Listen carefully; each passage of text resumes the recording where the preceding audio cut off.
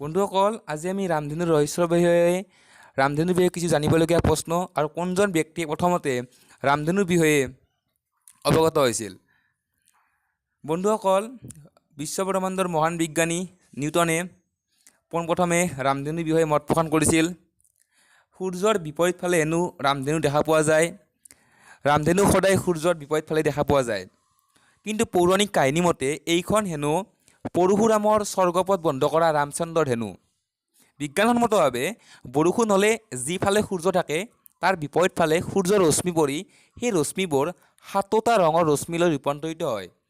এই ৰঙীন ৰশ্মিয়ে ৰামধেনুৰ সৃষ্টি কৰে। এই কথাকে মহান বিজ্ঞানী নিউটনে প্ৰথমে প্ৰমাণ কৰি দেখুৱালে যে সূৰ্যৰ বগা পোহৰ বিভিন্ন ৰঙৰ সমষ্টি মাথোন।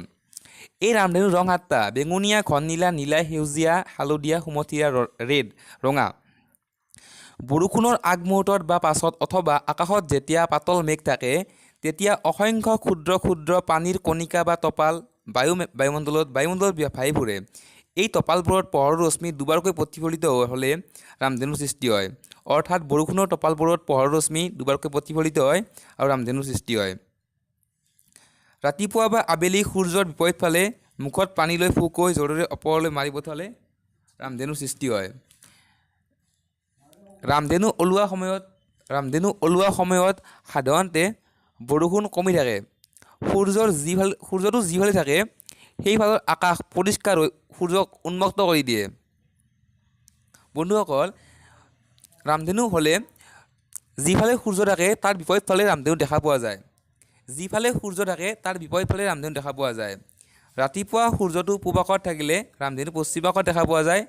আবেলি সূৰ্যটো পশ্চিম আকাশত থাকিলে ৰামধেনু পূব আকাশত দেখা পোৱা যায়। ৰামধেনু কেতিয়াও দুপৰীয়া দেখা পোৱা নাযায়। ৰামধেনু ওলোৱা সময়ত সূৰ্যটো কেতিয়াও বৰফত নাথাকে। যেতিয়া পানীৰ টপালবোৰত সূৰ্যৰ ৰশ্মি দুবাৰ প্ৰতিফলিত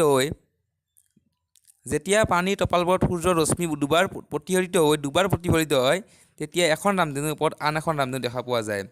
এইটো এখন ৰামধেনুৰ ওপৰত আন এখন ৰামধেনু দেখা পোৱাৰ ঘটনা। এনেকৈ ৰামধেনুৰ সৃষ্টি হয়। বন্ধুসকল, ভিডিঅ'টো ভাল পালে মোৰ ভিডিঅ'টো লাইক, শ্বেয়াৰ, ছাবস্ক্ৰাইব কৰিব। আজিলৈ ইমানেই, ধন্যবাদ।